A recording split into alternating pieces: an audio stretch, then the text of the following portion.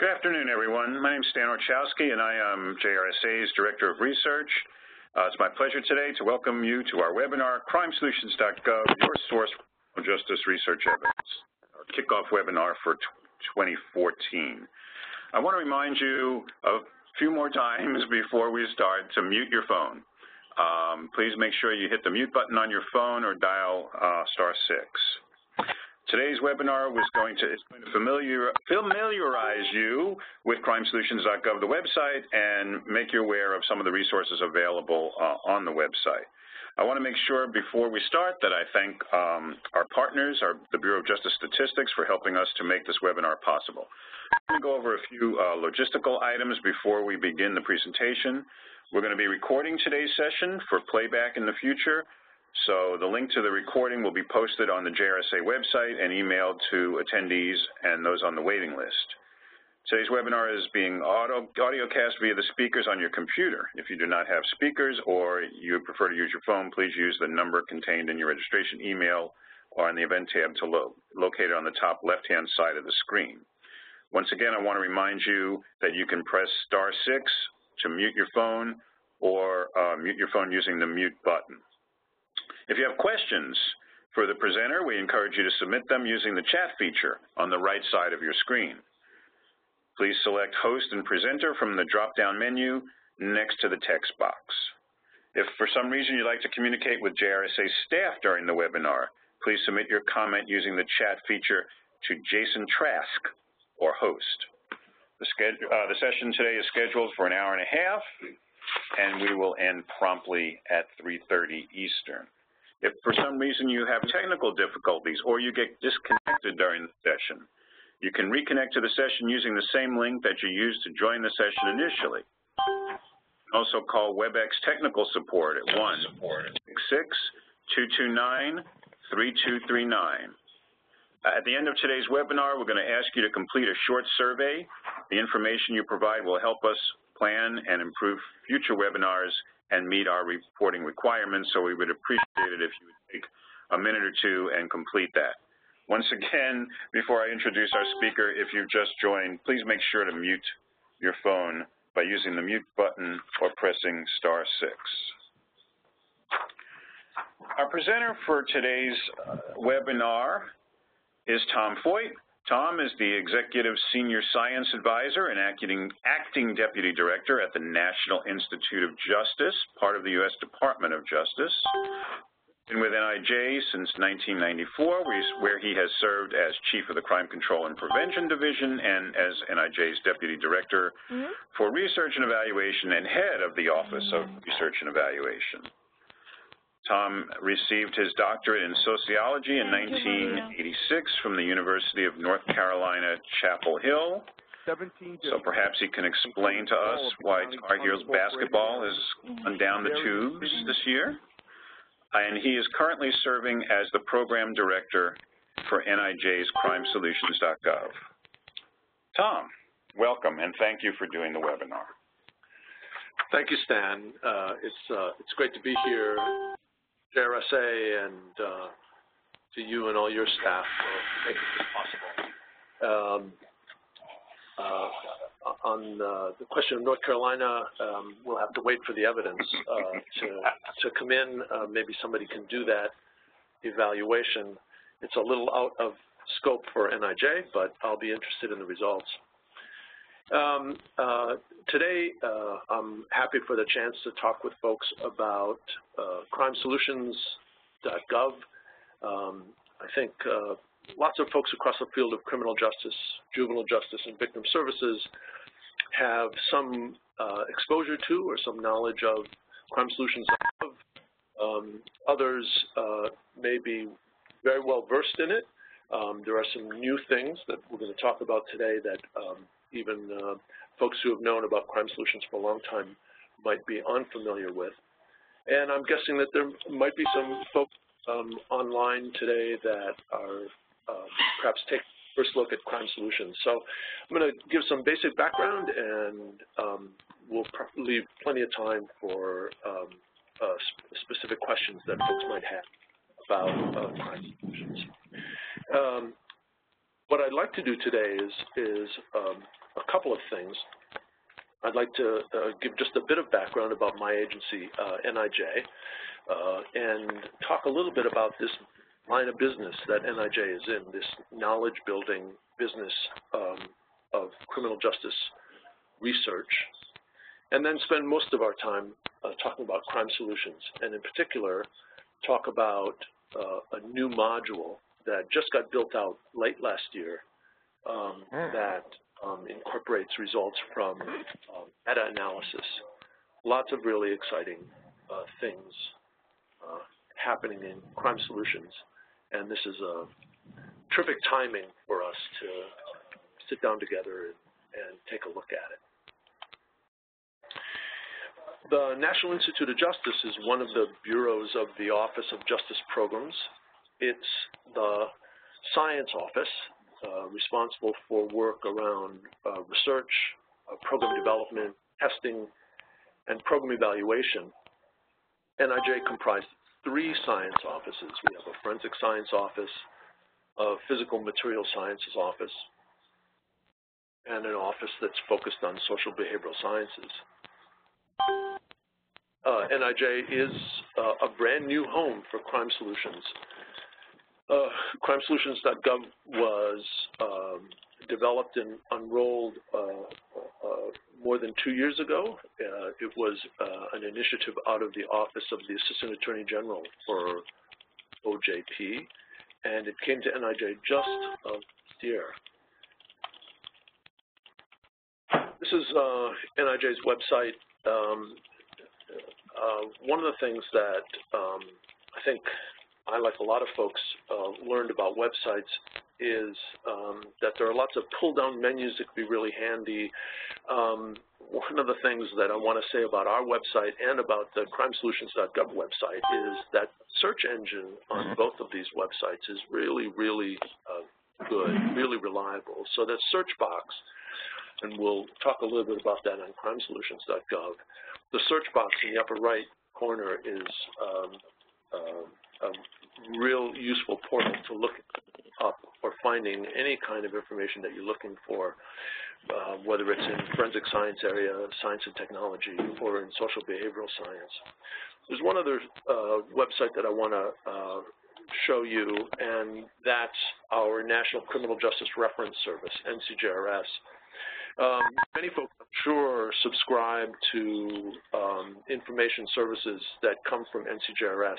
If you're not subscribed to an NCJRS notification system, I encourage you to take a look at what sort of information we could push out to you through emails. You can fine-tune the kind of information that you want and the frequency with which you get your notifications. But it's a good way to keep in touch with things not only happening in and out of NIJ, but also all of the bureaus of the Office of Justice Programs, and you see them listed on this slide in the upper right.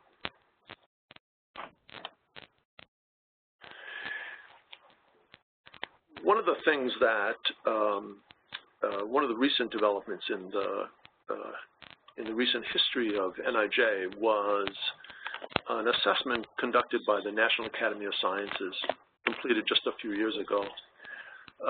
The report that was published by the National Research Council has a lot to say about crime and justice research and about the work of NIJ.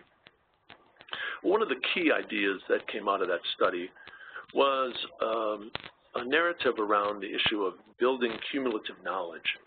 And in particular, the NAS said that the National Institute of Justice should do a better job in building cumulative knowledge to assist the criminal justice field in preventing and controlling crime and improving the system.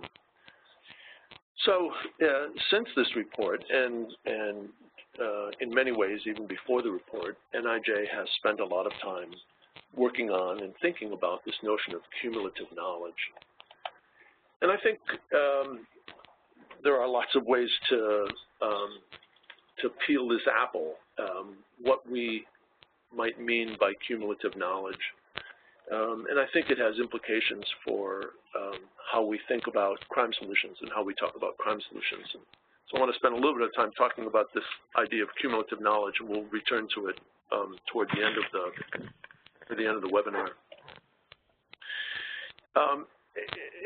In some sense, cumulative knowledge might simply mean tell me all the details. Tell me everything I need to know about some topic. Tell me everything I need to know about reoffending or recidivism among offenders post-prison. Cumulative knowledge might mean tell me all the details about a particular program. Tell me everything I need to know, like my owner's manual for my car tells me everything I need to know to operate something.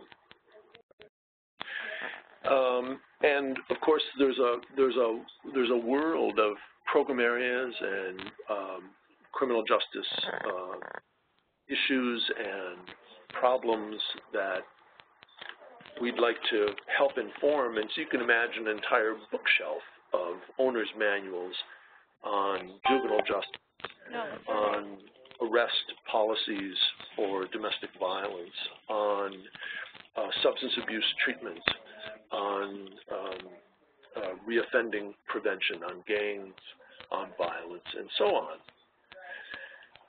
The challenge to building cumulative knowledge is that the work that we do is work that proceeds by accretion, right? It's like laying down sediments that we know something today, we know something more tomorrow, and to a certain extent, we're stringing beads, right? Here's another study, here's another report. And I dare say that that's something of an ineffective way of accumulating knowledge, ending up with a stack of reports on my desk or your desk. So I want to think about cumulative knowledge in a slightly different way. Just before I do that and I finish this slide, let me just once more remind folks on the line, if you haven't already, please mute your phone, either by pressing the mute button on your phone or by dialing *6, and that'll make it a little easier for everyone to hear. Thank you. So the notion of cumulative knowledge, I think, is perhaps not so much accumulating studies or accumulating research findings as it is engaging the field in an ongoing process. I don't know. That's fine. We still have some live lines. If you can mute your phone, please. Good. Cumulative knowledge is not so much a collection of independent studies, but rather a process that we want to engage the field in. Cumulative knowledge may not be something so much that we deliver to practitioners as a process that we engage practitioners in. Let me turn from this general idea and talk about CrimeSolutions in particular, and we'll come back to the idea of cumulative knowledge, because I think it's a particularly challenging notion when we talk about program evaluation findings.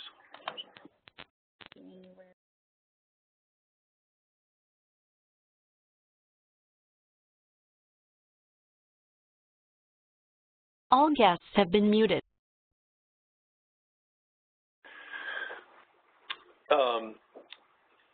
I'm going to very quickly talk about a couple more things related to cumulative knowledge. There was a really great paper that was written a little while ago by Kiva Lieberman on evidence-generating policy and practice.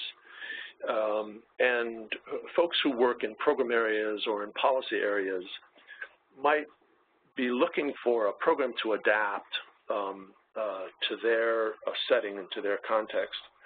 But it's just as likely that they could think about their program decisions and their policy decisions as opportunities to learn something. So while we often talk about evidence-based policies and practice, Akiva wrote about the opportunities that new policies and practices provide for generating evidence. And I think this is the kind of invitation that NIJ wants to extend to the field, this invitation of engaging in the process of building evidence and generating evidence so that we together can build a more cumulative body of evidence and information. So this brings us to CrimeSolutions.gov. This is kind of the textbook definition of the program.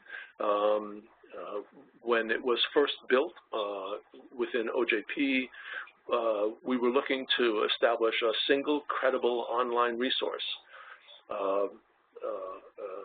to provide information about what works. It reflects some of the early program evaluation work that was done in the mid-1990s, commissioned by the National Institute of Justice, the study that was done by the University of Maryland at the request of Congress on what works, what doesn't, and what's promising. That idea of distinguishing between standards of evidence, or what we know works and what only appears to work, is still a very palpable concept in CrimeSolutions.gov. The website and the program was launched just about 2.5 years ago, and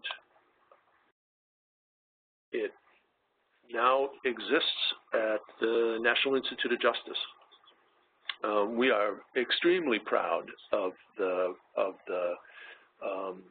recognition that this program has received from the field and the support that it receives, both inside of the Office of Justice Programs and from researchers and practitioners across the country.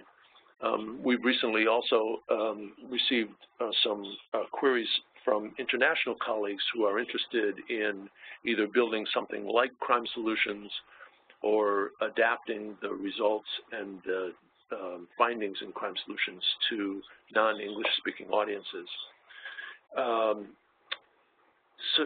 So the big change to the website has been the addition of the name of the National Institute of Justice at the top, but there are also some really important programmatic changes. Let me make sure that folks have some basic understanding of CrimeSolutions and what it represents. Users of CrimeSolutions will find evidence about criminal justice, juvenile justice, and victim service programs that have been evaluated for their effectiveness. These programs have been reviewed and rated by teams of expert reviewers that undergo careful ongoing training, and the results are presented on the website in both very straightforward and easily interpreted format, as well as a much more extensive detail. Many folks are familiar with the stoplight format, the green, yellow, red format, which is sort of the shorthand results for the findings on program effectiveness. Programs on CrimeSolutions are rated either effective or promising, or a finding of no effects. In addition to this shorthand description of the findings, there is a wealth of key programmatic information and details about the research finding that are also contained in the website. Behind those three evidence ratings, there's a fair amount of very careful calculation. The studies that are conducted, the program evaluations that are conducted, are classified according to the strength of the design and the strength of the evidence. And you see those arrayed across the top here. Strong evidence studies, Class 1 studies, are typically random controlled trials. And there are less rigorous studies as you work your way from Class 1 down to Class 5. And just a glance across the cells in this table show you that the ratings, in part, reflect the number of studies and the rigor of those studies and the consistency of the evaluation results when a program gets evaluated. Now, some of this information is going to be of interest to some folks who want to actually look behind the curtain and see what lies behind that yellow check mark or that green check plus or the red no effects finding. But for a lot of folks, those stoplight summary ratings are going to be sufficient to tell them what they're looking for. We're going to come back to looking at programs in a bit, but before we do, I want to go ahead and introduce the newest component of the CrimeSolutions website, and that's the Practices module. Last September, we pushed out an e-blast, and I'm guessing that a lot of folks who are online today may have seen this. The rollout of the Practices module was the beginning of the use of meta-analysis results for determining what works and what doesn't. The website changed as a result. We now have listings of programs and practices, and we keep count of the number of programs that have been scored and the number of practices that have been scored on the website. And there are some other new features that are flagged with new language here.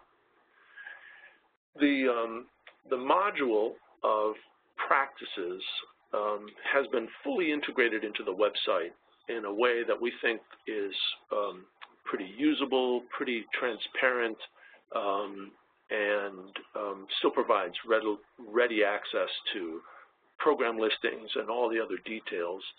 We may find over the next year or two, as the Practices module continues to build out, that there might be some changes that we want to make in terms of how the information is organized. And if users who are online today, over the next weeks and months, have ideas or reactions to the way that the website works, we'd be happy to hear about those from you. So the CrimeSolutions.gov website now contains both what are called programs and practices. Programs are sort of what we've always thought of programs. We sometimes use the term name brand program, something that has been developed by a specific developer, implemented in a specific place, tested in a specific evaluation. But practices are something new. And we think that in many ways, the idea of practices and the information derived from the meta-analysis studies that underlie the Practices module are going to be are going to have a profound influence on the way we think about evidence and the way evidence gets used in program and policy decisions. A practice is probably best thought of as a general category of programs, a general category of strategies or procedures that share similar characteristics. One of the examples might be mentoring. There could be any number of name brand mentoring programs that have been implemented here or there. And up until now, up until the Practices module, folks who were interested in implementing a mentoring program would have to read across the results of several independent mentoring program evaluations. Meta-analysis provides the means of assembling findings from across many separate evaluations of distinct but closely related programs.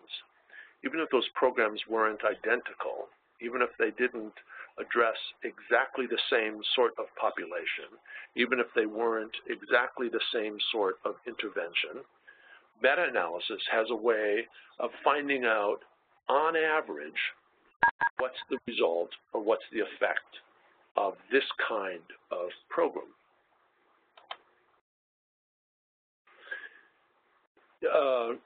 We rolled this new module on practices, rolled it out just last fall, and you can see that it remains the little sibling of the program module. There are almost 300 name brand programs that have been scored, reviewed, and are listed in CrimeSolutions. We rolled out the practices module with 15 practices, and I'll show you a list of what those are in just a little bit. We've got another 4 or 5 practices that will be making their way to the website very soon. These new ones are all in the area of corrections and corrections education. Although the practices module is small in size, we think, as I said, it holds tremendous potential for informing practice and policy. So let me give you an example of the difference between programs and practices. Within CrimeSolutions, you can conduct a number of searches in a variety of different ways, using the search box at the top of the page, or by looking through the pull-down topic menu. You can pull up a list of program results, program records. So what I have here on the screen is the result of a search done for focused deterrence, looking just at program records. And it turns out that there are 15 different programs that are listed in CrimeSolutions, all of which have some element of focused deterrence. And there are a couple, if you can read on the screen, that have a lot of name brand recognition. The Boston ceasefire program is there. The Project Safe Neighborhoods in Chicago is there, and a number of other ones that folks might recognize. But if I were trying to decide whether focused deterrence was an activity or an approach that would be useful, I'm sort of stuck with these 15 different results, and I'd have to comb my way through them and try and make sense of the green check boxes and the yellow check boxes, and try and figure out whether, on average, it would be worth my while to invest in focused deterrence. In contrast, I could take a look at the practices results for focused deterrence. There are, as I said, 15 different practices that are in place, and focused deterrence is one of them. Hotspots policing is another one. Juvenile boot camps is another one. And I can show you the full list in just a minute. But this focused deterrence practice report is based on a meta-analysis of all of the available evidence regarding focused deterrence. And the results that are presented under the ratings of the evidence take all of that information across all of those many evaluations into account and provide summary findings of the value of the focused deterrence approach or a focused deterrence strategy on average. So let's pause for a minute here and think about how different this is from looking at programs. If I'm in charge of a state or local criminal justice agency and I'm looking for a program, I might want, I might be looking for a program that I can sort of plug and play, that I can take a manual and I can implement the program lock, stock, and barrel, take the owner's manual, so to speak, and operate the program the way it was operated in the community where it was first developed and tested. Now, this may be the case that practitioners want to implement a brand new program from the ground up, but we're guessing that just as often, folks already have programs in place. They have policies that they're trying to implement, and they have a desire to improve or to adapt or to modify their current programs and practices in ways that make them more effective. And so while I've been running law enforcement strategies to combat violent gangs in my community, perhaps, I might have heard about focused deterrence programs, and I might want to know, well, what does that look like, and is it effective, and how might I incorporate that into my existing programs and practices? And here again, we sort of get back to this notion of how knowledge builds and how programs develop, and how we incorporate new findings and new information into our operations. And I think to these purposes, I think the practices module is going to be particularly powerful when someone wants to say, well, what is it about hotspots policing that makes it effective, and what does it look like on average? That kind of information is going to be available through the practices module.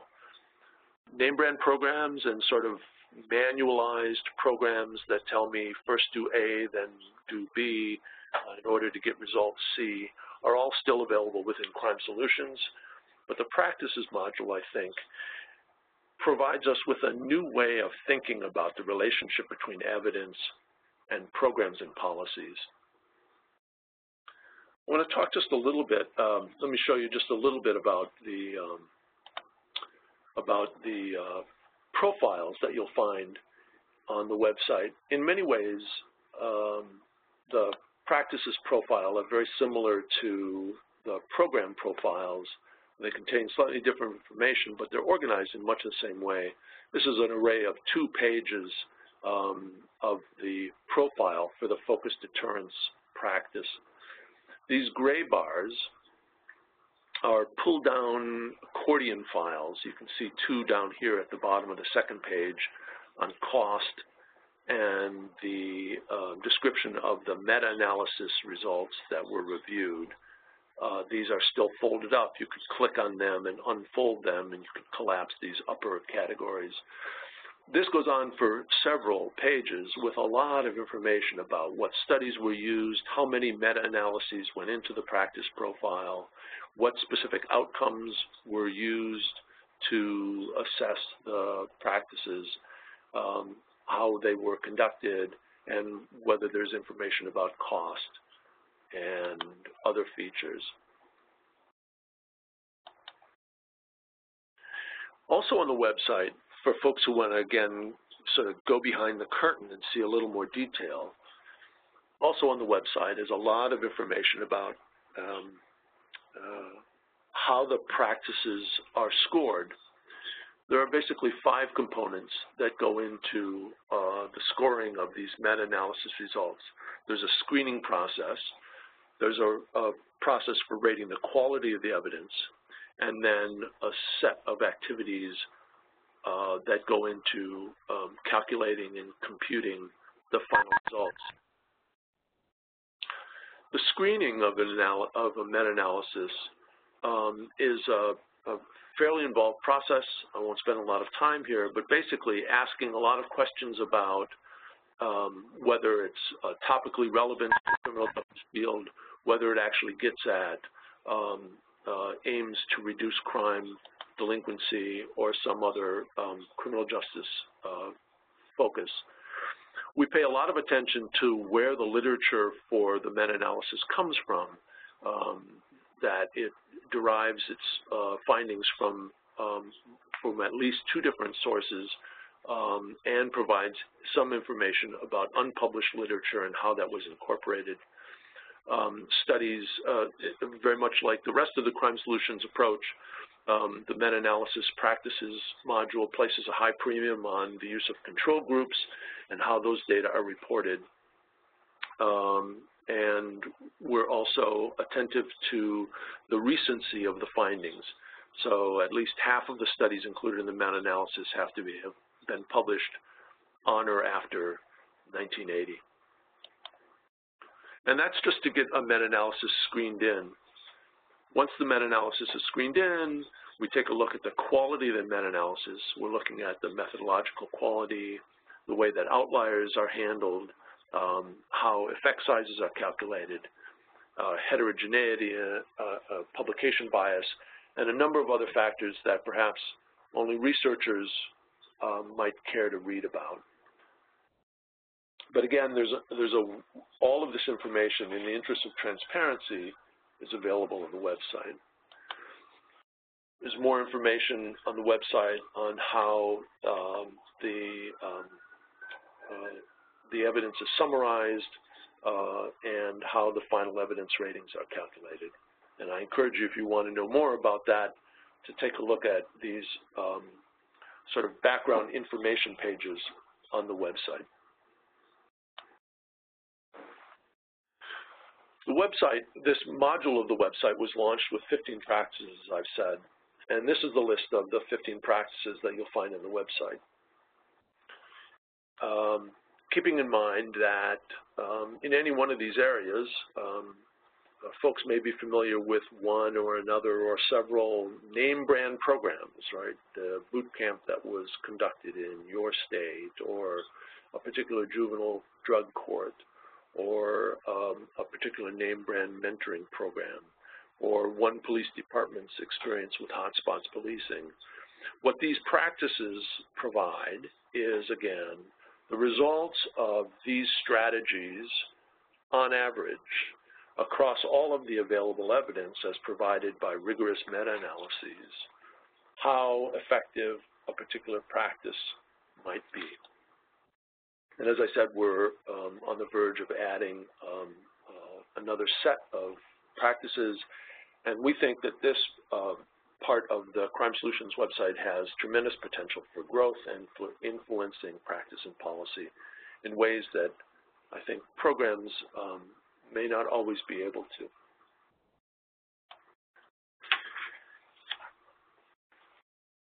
So the importance of the CrimeSolutions practices is that it really goes beyond single implemented name brand programs by providing evidence on a more generic program activity, more general research information.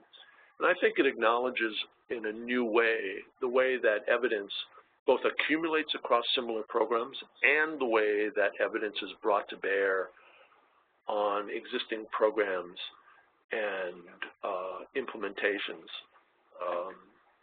that if I run a law enforcement agency or a corrections agency or a victim service agency, I have programs and practices in place, and I'm looking to improve them, maybe more often than simply uproot them and implement a brand new program top to bottom. And we think the practices module has great potential for providing that kind of adaptation and program improvement information.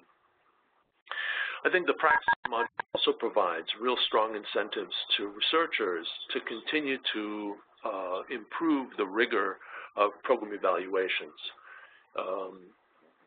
Meta-analysis depends on strong and consistent use of high rigor research designs, and we think it's going to be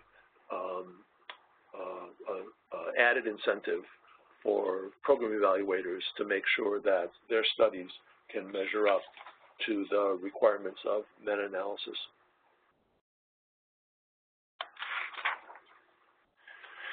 Of course, mounting the new module has been a pretty big undertaking, and it is still something of a fledgling initiative. We've still only got a small number of practices listed, and already we're facing the challenge of making sure that these practices stay updated. Two things happen. Additional evaluations occur, and meta-analyses get updated with new studies and new findings. And we're just beginning to work out the protocol that we'll follow for updating all of our records in the practices module in the same way that we have protocols for updating the program listings. We are, of course, interested in what practitioners and policymakers make of this new module and what sort of utility this has for them. And we're interested in how this might feed and influence the production of meta-analysis and other and the rigorous evaluations that go into it. Before wrapping up, I want to talk about one other part of the website that we're really excited about, and this has to do with an area of the program that doesn't often get a lot of attention, and that is a set of programs that, when they were reviewed, were found to be without sufficient evidence.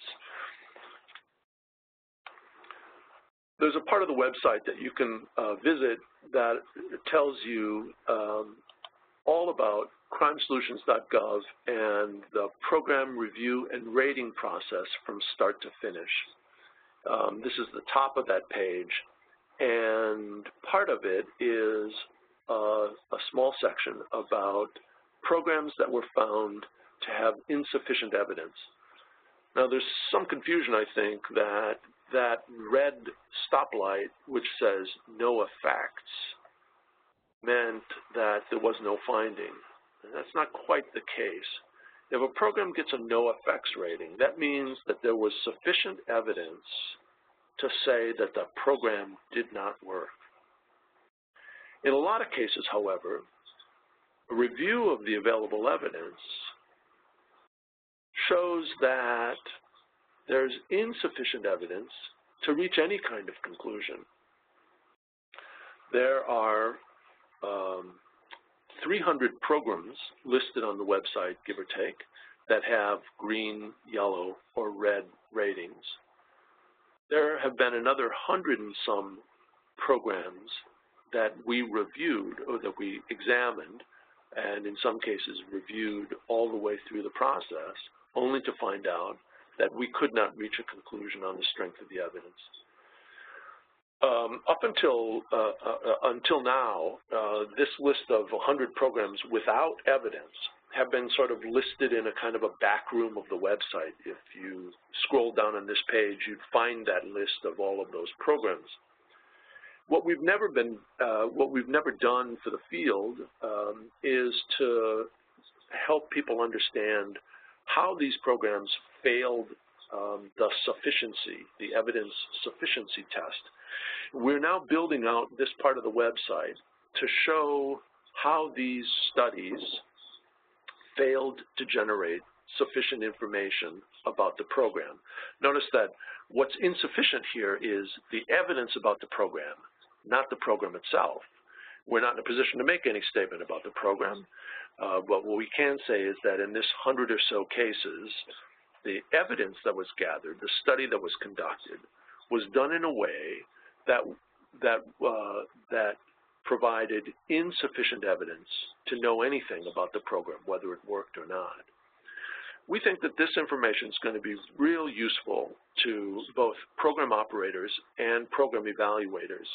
We've started looking through this data. We've got a lot of qualitative information about why these program evaluations failed. In some cases, they failed because random assignment broke down. In some cases, they failed because the sample size was too small. In some cases, they failed because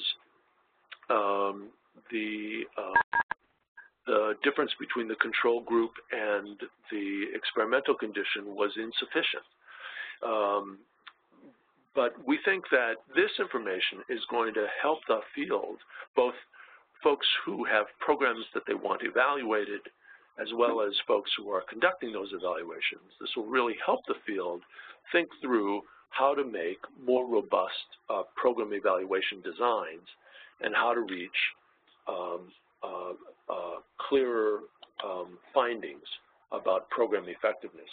We hope to have this part of the program pages up in just a month or two, and we invite you to come back and visit this section. And again, in this or in any other part of the program or the website, if you have any feedback or questions or suggestions, we'd be glad to hear from you And there are lots of different ways on the website that you can contact us with either questions or with information.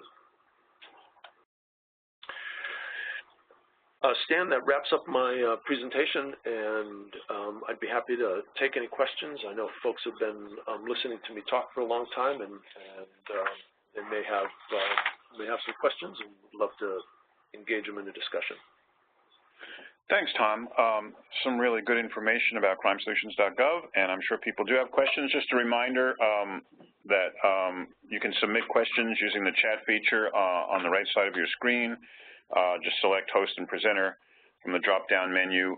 We have some questions that were sent in ahead of time, and so we can begin with those. One of the things that we hear a lot is about how the programs are selected for CrimeSolutions.gov. So who's deciding and how is it being decided what programs will be reviewed, and if an agency or an organization has a program that they think is effective, how can they get on the website? Thanks, Dan. It's a good question. The inception of CrimeSolutions was begun with a sort of a critical mass of programs that was pulled together by a team of folks within the Office of Justice Programs across the OJP bureaus in consultation with some of our external research experts. I think CrimeSolutions opened up in 2011 with about 150 programs. That number has doubled since.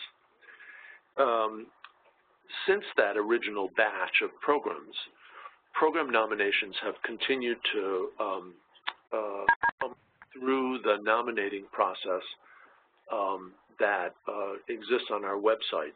And we might be able to show you that exactly how to nominate a program on the website. There's a pull-down bar in the upper right corner which shows you the word nominate, and you can simply reply to that invitation and name the program, provide some basic information, and somebody will be back in touch with you. That said,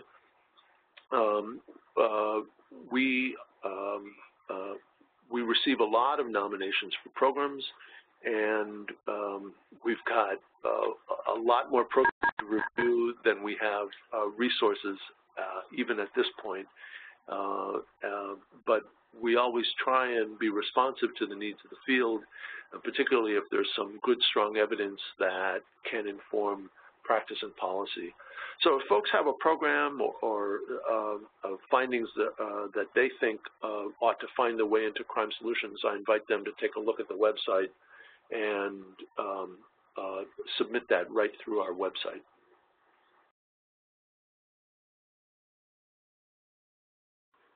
Okay, thanks.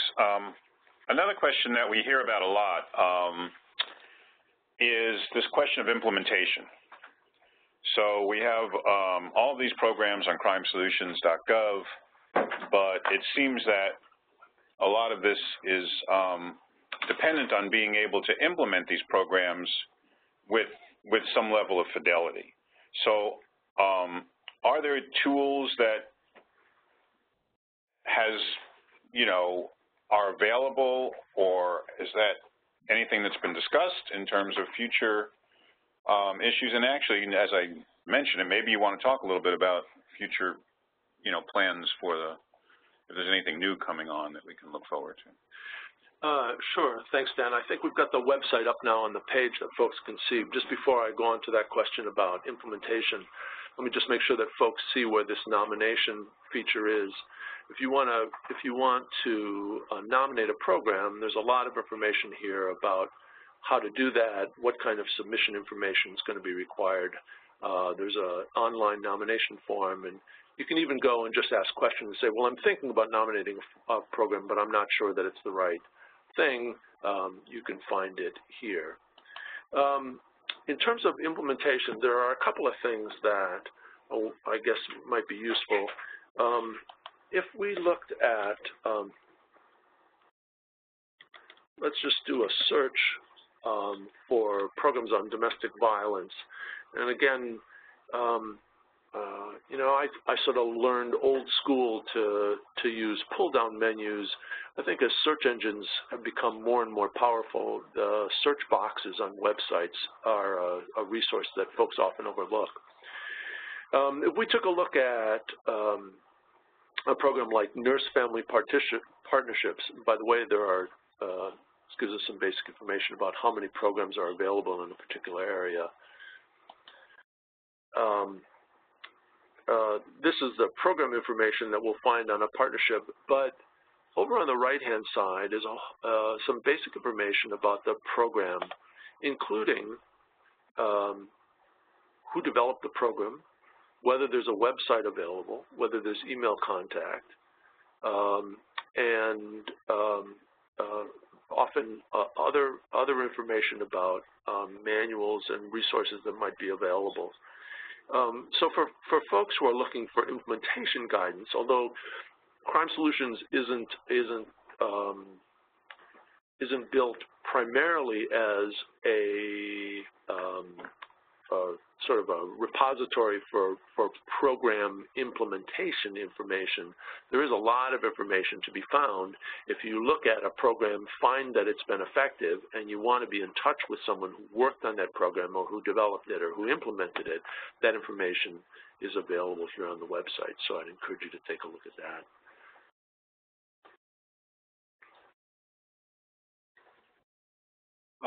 There seem to be a lot of questions of the variety of, why don't you have X kind of program on the website, particularly with regard to something we hear about a lot, which is law enforcement task forces or narcotics enforcement, things like that. So I assume that there's a group that's constantly reviewing and making suggestions about areas to look at, and then I assume from what you said that the information, once reviewed, will either appear in one of the programs or in the area of not enough information available for these programs. Well, that's right, Stan.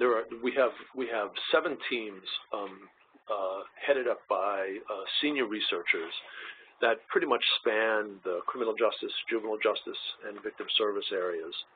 And these folks are familiar with the state of the art, the state of programs, and the state of the research literature in each of those 7 areas, one of those being law enforcement, another one being corrections, and so on. Those folks are always looking for, as good researchers want to do, they're always looking for cutting-edge findings, new research results, and information that can inform policy and practice. At the same time, we've got a team of folks who do an annual literature search of key titles across criminal justice, juvenile justice, and service provider literature. So these folks are sort of complementary to the research teams that are thinking about a body of research. Our staff are also looking at what's been published and what's available. What kinds of findings do we have? You mentioned task forces and a few other areas. I think as we as a field have become more attentive to the issue of evidence and evidence for policy and evidence for practice, I think one of the things that we're going to have to reckon with is what some folks refer to as standards of evidence.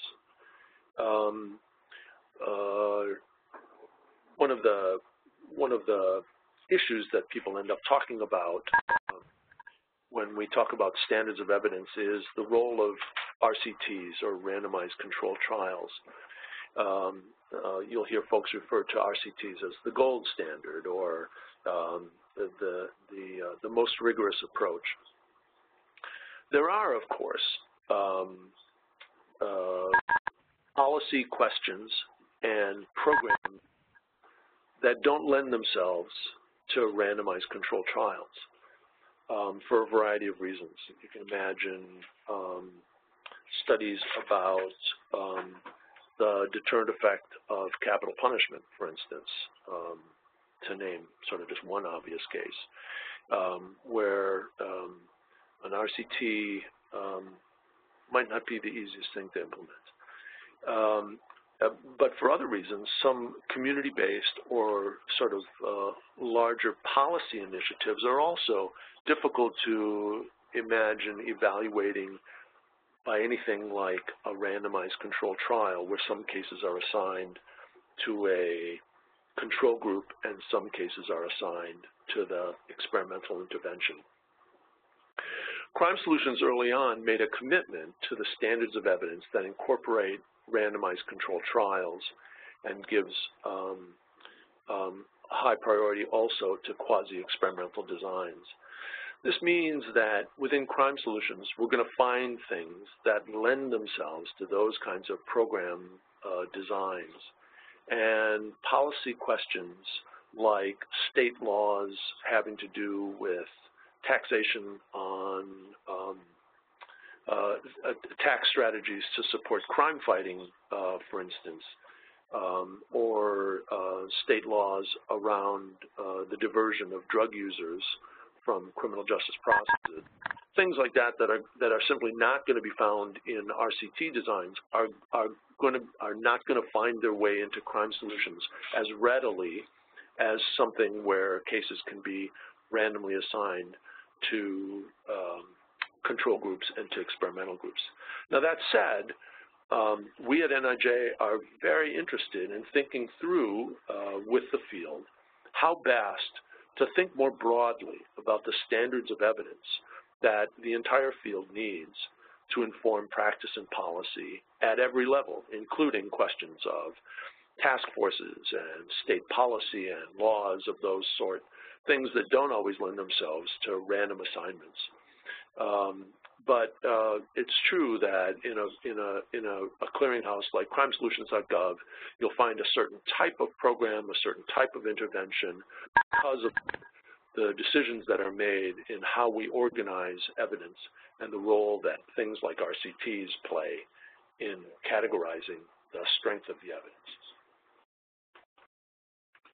Great, thanks. Another thing that we've heard at JRSA over the years, and a couple of people have also asked about this as well, is about evaluation tools and whether or not CrimeSolutions.gov can offer any information about tools that might be useful to service providers that are trying to evaluate their own programs. It's a good question, Stan. Well, I think the information that we're building out about the insufficient evidence studies, the studies where the evaluations were not rigorous, and we do a lot to inform both program folks and researchers about making sure that studies are rigorous enough, are designed in ways that can get us the findings that we need. But again, I'm not sure that that's something that CrimeSolutions focuses on in terms of providing information about how to conduct evaluations or what makes a good evaluation. JRSA, as a matter of fact, made a significant contribution to this literature just a couple of years ago with a study, a report rather, on what makes good quality evaluations, right? And you may want to provide folks with some information about where they can find that. I remember that report being a really nice summary for practitioners about kind of how to shop for a program evaluation, what I should be looking for when I hire someone to evaluate my program. So I think there are a lot of resources that tell us about what makes a good program evaluation, and you folks at JRSA have made an important contribution to that literature. Why, thank you. We appreciate the plug. That is on our you can find that through the JRSA website and through our National Juvenile Justice Evaluation Center project which is also reachable through our website. And as long as we're on that, I might take a moment to put in our own plug for an NJJEC webinar that's coming up on February 6th. That's called Drilling Down, an analytical look at evidence-based practices resources. We're going to be looking at several of the websites that are out there, like CrimeSolutions.gov, that provide information on evidence-based practices. We're going to be comparing those websites and trying to explain to people the differences in terms of the methodologies that are used and sort of the advantages and disadvantages of each and so forth. So you can register for that on the NJJEC website, or which you can get to through jrsa.org, or at NTAC, www.nttac.org. Search the title on their calendar, but it is filling up quickly, so you need to hurry if you want to get to that. Also, before we ask the last couple of questions, we're going to open up a poll that I discussed earlier, and we would appreciate your participation in terms of being able to, for our future use, to assess the webinar and how useful it was for you. We had a number of questions about specific areas that you may or may not want to address with these. As I said earlier, people are very interested in their own particular areas. One of them was restorative justice, one of them was reentry programs, and one of them was talking about domestic violence prosecution and whether or not any of those areas have been addressed. I know there is, I think there's information on at least some of these. I don't know about domestic violence prosecution specifically, but certainly on the others, I believe. Yeah, I think that's right, Stan. And you again sort of touched on this issue of what kinds of interventions, what kinds of programs and practices are easy to evaluate using rigorous designs, and what kinds of interventions are more difficult. So prosecution strategies is the kind of thing that's a little difficult to fit into an experiment. We've got a lot of studies on, I'm guessing, somewhere in the area of 15 to 20 programs on the website regarding domestic violence more generally. And while there might not be any evaluations of prosecution strategies, there might be, I'm sure, some programs on the website that would be of interest to prosecutors. Things like victim advocacy, or other services that domestic violence victims might benefit from, and these programs have been evaluated using rigorous designs. You mentioned restorative justice. I'd have to take a look at the website, and we could probably punch in the search words and find it, but maybe we'll leave that for folks at home if they're interested to take a look at that. It's funny you mentioned restorative justice. I did just see an update of a restorative justice meta-analysis, which suggests that there's something of a critical mass of restorative justice program evaluations that have been done, enough to generate a meta-analysis. We don't have that meta-analysis on our website, but it might be an area that we might want to consider.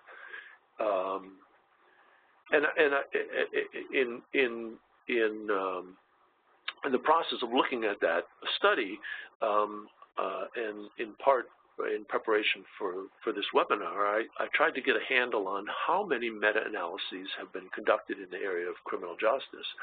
And it's a bit hard. These aren't cataloged in any one place, although there are some clearinghouses that do a pretty good job of maintaining a roster of available meta-analyses that they're aware of.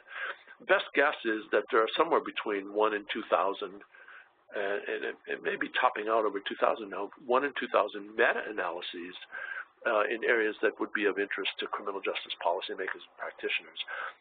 We have something like 15 of those practice areas on our Crime Solutions website. We've got a lot of work to do. Restorative justice might be one of those areas that we should take a look at. And just sort of one other question is, I mentioned the webinar that we're going to be doing on the 6th, and of course we're going to have nothing but good things to say about Crime Solutions. But I am curious, about to what degree there is coordination. I'm sure you know there are many other resources out there, a few in justice, and then things like NREP that are pretty well known outside of the justice arena. And I know NIJ hasn't had this for very long, but are there plans to, or do folks coordinate? Is at the federal level, is there a group of people that get together and talk about, resources for the field for evidence-based practices? Well, as a matter of fact, there are. I just earlier this week was part of a conversation among federal agencies across a wide array of policy areas that are committed to work in their field, very much like CrimeSolutions.gov, of marshaling the evidence and organizing it in ways that help to influence practice and policy. But more than just working in their particular corner of the vineyard, they are committed as a cadre of federal colleagues to making sense of exactly what you described, and that is the kind of not the variations, but the different approaches to standards of evidence for policy and practice that have grown up. Some of these areas come very close to the criminal justice area. So we've got colleagues in the Department of Education who've been looking at issues of truancy and truancy prevention and preventing school dropouts and promoting academic success, all things that criminal justice should care deeply about. And at the same time, we've got folks, as you mentioned, up at SAMHSA who have done a clearinghouse of evidence around issues of substance abuse and mental health for a number of years. And while these clearinghouses and the methods and the metrics of these databases don't exactly line up, we've been having a very rich conversation among these federal agencies in trying to find ways to build effective crosswalks across these clearinghouses. And in fact, the shift of CrimeSolutions.gov to NIJ was in part premised on NIJ's commitment to being a partner to those federal conversations, and we're very grateful to the folks at OMB and our federal colleagues across the government who have really put their collective shoulders to this task. We're nowhere near done, but there's a growing interest in figuring out how evidence should best be organized and how standards of evidence might be harmonized across a wide array of policy areas. Thank you. I think that's really great to know. I do not see any other questions, so I just want to thank you so much for presenting this webinar for us. Just a kind of a personal comment, JRSA has been doing this work for well over 20 years, and I think CrimeSolutions.gov is just a remarkable resource. I think that if you think about where we were 20 years ago with evaluation capacity and understanding evaluation and the empirical, basis of programs, and compare that to something like this, just hard to imagine really how far we've come. And I think that this new module really takes that up, to a whole other level in terms of including the meta-analysis information. So I think this is a great resource. I hope you all enjoyed today's presentation. Thank you again to NIJ's Tom Feucht. Please join us for future webinars. Thank you very much. Have a great afternoon.